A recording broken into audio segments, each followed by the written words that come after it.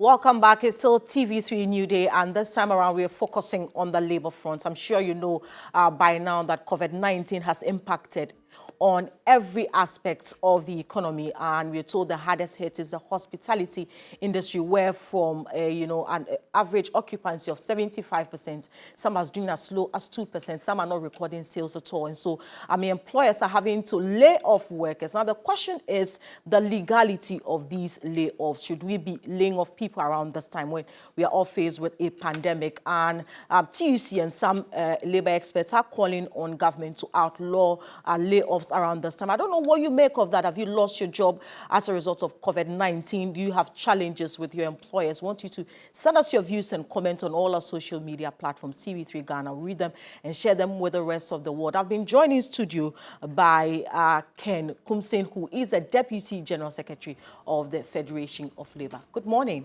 Good morning. I trust you're doing well. By the grace of God, I'm okay. Oh, so your membership, you have people from the mining sector, you have workers from the informal sector, and what have you. What generally has been the impact of COVID-19 on your membership? Well, thank you very much. It appears that COVID-19 has proven to be the worst social economic, if you like, poses a lot of challenges, to industry, commerce here and there. Compared to the financial crisis that we witnessed in 2008, 2009, COVID-19 actually has ravaged a lot of economies, has caused a lot of jobs to be loss of jobs, cut in pay, salaries, and so on and so forth. From the aviation, there's no plane coming in, so obviously they have asked the employees to take compulsory leave. Whether you like it or not, you have to go home. Mm-hmm. In the manufacturing sector, social distancing, if you have to practice social distancing, obviously it comes with cost. So if you have 5 vehicles or fleet of cars, because of the adherence to the WHO protocol, you have to increase to about 10, and that comes with cost. Mm-hmm. So we have seen an unprecedented development as far as workplace issues are concerned. So the question is, what then becomes the strategy to deal with this invincible virus that appears to cause a lot of damage to homes, families, and corporations? And the issue of legality, there are several people who are calling for government to outlaw layoffs around this time because we're all faced with a pandemic. And I'm sure it's because, there are concerns that if we lay off people right now, what is the guarantee that we're going to call them back when, post-COVID-19? What do you make of that, your association? Well, it is important we recognize that there are several means of discharging obligation under a contract. You either discharge it by performing your duty and obligation, or by agreement by 2 parties. So for instance, the 2 parties can agree that at some point in time, an incident can trigger the severance of the agreement. So if you look at, for instance, the Section 15 of the Labour Act, there are grounds for which you can terminate the appointment of an employee. Then we have a breach of the contract. What appears to be the situation now is what under common law they would describe as frustration, the contract being frustrated, or under international business law they would say force majeure. We have to understand whether or not this incident directly have effect for the contract that the 2 parties have signed. If somebody says that government has to outlaw, or government has to outlaw the termination or declaration of redundancy, it is neither here nor there. Why? Because if you look at the position of the labor law, it actually gives the grounds under which you can terminate the appointment of an employee. One of them has to do with the fact that the 2 parties must agree. One of them has to do with the fact that if the employee feels that he's being sexually harassed, or there is some condition that prevails in the workplace that is unhealthy. Again, so those are the grounds. Some grounds have been provided. If the employee is not actually meeting a certain expectation, it goes through performance procedures to be able to determine whether or not he can perform his job. So the law is actually clear as to what becomes the grounds for which you can terminate the employment of an employee. Again, we have what we call collective agreement, contract of service, that exists between the employer and the employee. These collective agreements have terms, and the terms contemplate or envisages events that would mean you have to sever or declare redundancy. Okay. COVID-19, which is a public health crisis, has never been contemplated by any of the parties in making it an event that will trigger the termination of an employment of an employee. I don't know whether you're saying. So you cannot trigger or say the workers should go home because of COVID-19, because that has not been actually taken care of as far as our laws, the labor law is concerned. Yeah, but if maybe the employer is unable to pay salaries, I mean, for instance, the hospitality industry, we are told that now they're doing 2%. Some are not recording sales at all. So if I have maybe a workforce of about 50 people and I cannot keep up, so I'm having to let some go home, is it unlawful to do that? Yes, because that's when I was trying to explain that you cannot unilaterally adopt that decision. Mm. It has to be either provided by the law or by a term in your contract of employment. So you are invoking that term that exists in your contract of employment. So assuming that you have the contract and there's no provision that says that in the event of a public health emergency, the employer can terminate the employment of the employee, then you cannot rely on that to say, I'm going to terminate you. But what we consider to be the issue now is the fact that we all recognize that we are in desperate times.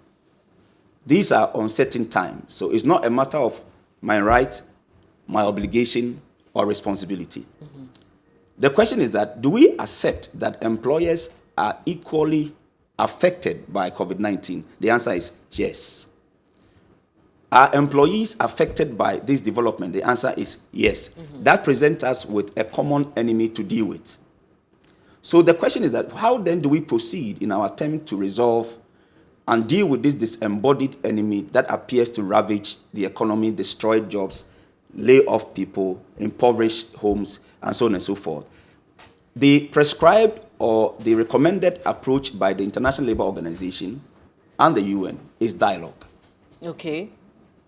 So you need to speak to your employees and tell them why they are having to go home. Exactly. But they are going home anyways. So in the process of dialogue, you are going to now discuss issues as to what are the real reasons behind you having to go home, what will happen whilst you're at home, what will happen when the issues have been resolved.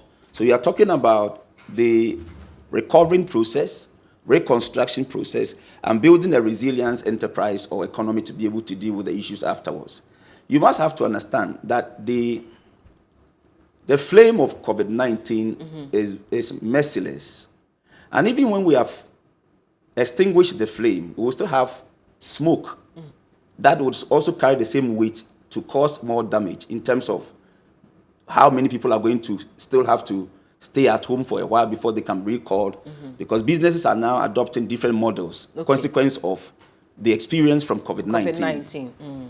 So your association, Federation of Labour, what have you done, to support your members so they don't feel the impact so much of COVID-19?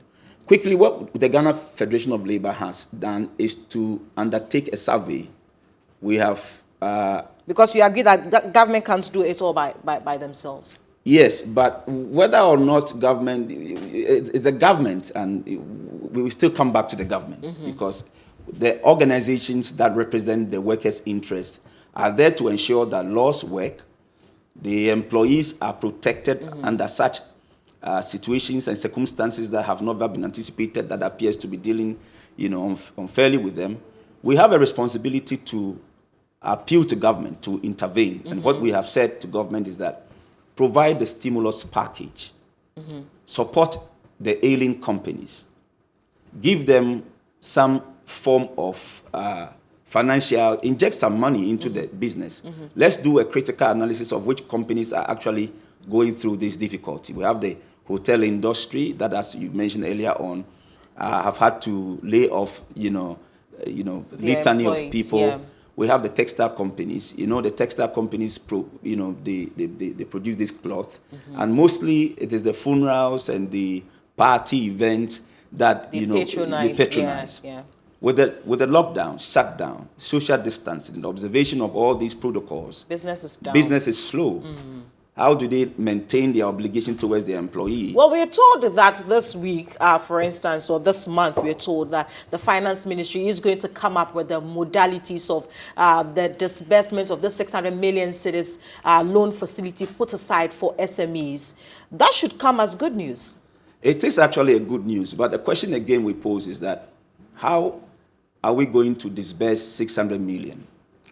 Is it sufficient enough to be able to help in revamping these businesses that actually go into this problem? So yes, it's a good start, but like we indicated at the May Day, event where the president was there, we indicated clearly that the 600 million, though is a good start, there's a need for government to inject more money in order to ensure that many people, many establishment companies that are going through the same problems receive their fair share. Because the idea is not just for the businesses to keep the money, but the money in such a way that it will come back in a form of payment of salaries, some important, expenditure that will help keep the company moving. So yes, it's a good start, but we are looking at who and who are going to benefit. How do you benefit from that money? So I thought that was going to be your major challenge. I mean, as for the money involved, I really don't know if they're going to increase the amount, 600 million cities, considering the fact that there are lots of areas that need funds at this time. I'm just wondering, I mean, the concern has been the details with the distribution is sketchy. Who gets what qualifies a company, to, get, and how much are we giving to each company? I think that should be your major concern. Yes, so that's exactly what I was saying. So for instance, if you do the analysis, aviation, the hospitality industry, you go to the informal economy. This economy is economy that is, about 80 to 90% informal. During the lockdown, we saw how the difficulty, food had to be shared, and you look at people were, disregarding the social distancing, protocol. And that actually had a lot of challenge. So we have to do our careful analysis to be able to come out with who honestly would need that support. Everybody needs the support. But I think it's important that we look at sectoral analysis, look at aviation. I think aviation, look at the textile industry, come to the informal sector. Let's identify them. Even when it comes to the mines, okay, and even TV3. I mean, the media houses, yes, of course, because this has had, no one is spared in this. It has a toll on everyone. So yes, we think that government has, the 600 million, yes, but we need to be able to at least increase the amount, make sure that we have more money out there, because the fact of the matter is still come back to government. These corporations pay taxes, corporate tax, and then we have also income tax.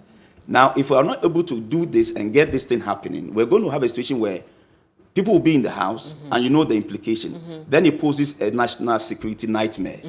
Nobody wants to see people on the street rampage and shouting, and no government would want to see that. So the whole thing about governance is that, government is injecting the money, investing the money, to be able to deal with hydra-headed challenges that may come out of not doing it.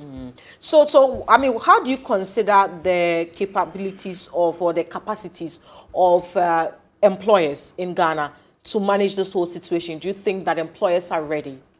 Yes, why not? I think that the survey that we conducted indicated that, they have, and they actually thought that if government had come in much quicker with the stimulus package, it would have actually helped them to be able to meet their fixed cost and deal with some overhead costs as well, and then be able to run the business to maintain jobs. Our concern is the protection of jobs and income. So I do not think that a corporation or a business establishment that has been there for 10 years, 15 years we'll have a problem with managing, a stimulus that would in turn, revive the business. So yes, I think employers are ready. And I think that what we have to do as trade unions is to partner with the employers, okay? This is not the time for unreasonable demands to be placed on the table of employers. This is a time for us to think together strategically to look for a common solution to deal with this development. So I would advise that, yes, the tripartite should look at this again. Employers, employees, government itself to also come together to ensure that the money that is given out actually goes to the right businesses, companies that will be able to ensure that workers' jobs are protected and incomes are also secure. Just before we wrap up with you, I mean, are there any protection for people who lose their jobs? There are people who are losing their jobs already and people who are likely to lose their jobs as this, lingers on. Are there laws in the labor law that protects employees? Yes, why not? There are laws, but you see, the thing about it is that I do not want us to be legalistic at this time, where the issue is not like an ordinary challenge that confronts us. This is a global challenge. If you want to begin to discuss my rights, my obligations, you'll be taking the matter out of the right perspective and context. My position, or the position of the organization, is that this is the time for us to engage in dialogue. And it works better. The days of adversarialism, confrontational approach to industrial relations are all past and gone. Let us sit down with the employers to have a conversation as to what are the real issues that confront us and how we can all partner together to resolve the issue. Yes, some people may have, because people are home whether you like it or not. But the question is that, is it not a genuine reason for which they are at home? It is. How then do we ensure that they are not affected in a way that will cause them many unenvisaged problems? That is the kind of conversation that labor organization must begin to engage the business. Ken Kumsing, we are grateful that you made time to speak with us this morning. Ken Kumsing is the Deputy General Secretary of the Federation of Labour. We are extending the discussion tonight on Business Focus at 6 p.m. with Alfred Okanse. And tonight, we are not only engaging Ken Kumsing, who is the Deputy General Secretary of the Federation of Labour, we are also engaging a labour expert, and also we are speaking to an employer, the HR and HR experts. We want to know what their challenges are and whether we are capable of dealing with COVID-19 and all the issues that come with it. And also look at what government can do. And also look at the 600 million cedis set aside to support businesses to keep afloat at this time where we are all faced with challenges of COVID-19. So make a date with us 6 p.m. tonight on Business Focus. There's more coming up on New Day. Don't go away.